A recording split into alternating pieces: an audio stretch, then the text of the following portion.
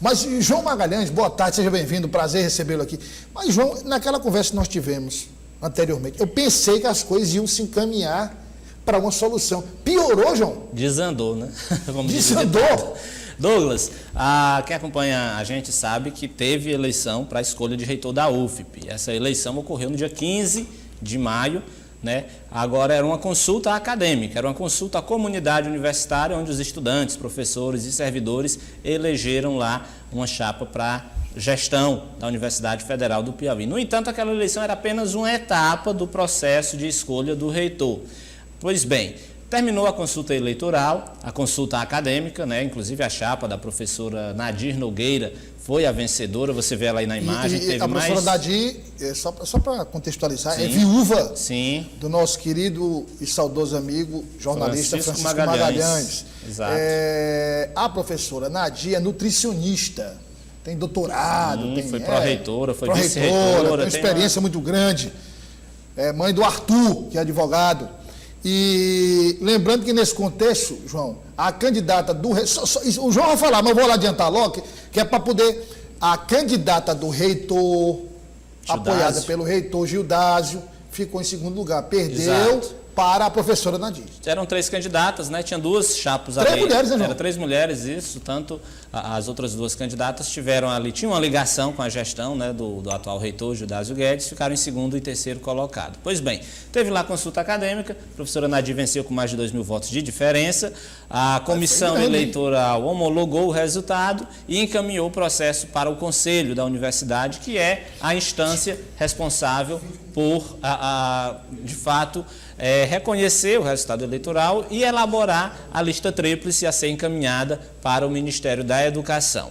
Pois bem, quando foi alguns dias, 2 dias depois da consulta acadêmica, a chapa, né, da candidata Lívia apresentou algumas denúncias contra a chapa da candidata Nadir, alegando interferência externa no processo eleitoral da UFP. Alguns políticos que teriam gravado vídeos pedindo votos para a candidata Nadir, políticos que hoje não têm nenhuma ligação com a UFP, não são professores, não são servidores, não são alunos, enfim.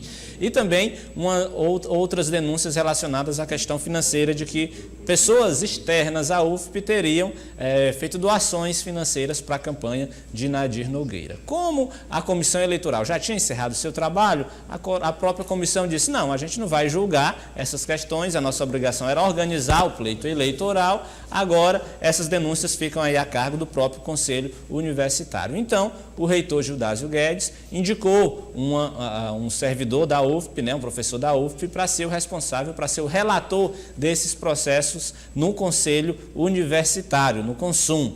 Há uma reunião marcada para quarta-feira, né? A expectativa é que esse relatório seja apresentado na quarta-feira. Agora, o grupo político da professora Nadir entende que esse candidato, que o relator, por ter ligações políticas com a outra chapa, por ser uma indicação do reitor Gildásio Guedes, ele deve... Não, desculpa, então, só para a gente deixar claro. Essa pessoa escolhida pelo reitor para conduzir essa denúncia, porque veja, a denúncia foi feita pela perdedora. Sim, a segunda colocada. A segunda colocada, então, que é apoiada pelo reitor. Aí, essa pessoa que investiga pediu voto para a segunda colocada. Sim. E aí as pessoas ligadas à professora Nadir estão dizendo, mas aí o julgamento é parcial. É provável que esse relatório peça, inclusive, a cassação, né? Enfim, a cassação do registro de candidatura. Então, é essa celeuma que vai se criando na Universidade Federal. E eu pergunto ao senhor o seguinte... A reunião é quarta-feira. Do relatório? Exatamente. Esse relatório deve ser apresentado depois de amanhã, na quarta-feira, na reunião do Conselho Universitário. A depender do texto dele, a confusão já começa aí, porque se de repente vir um pedido, né, de cassação da chapa da professora Nadir, é claro que o grupo vai entender que é necessário se judicializar. Pois aí eu lhe perguntar, qual a possibilidade de judicialização?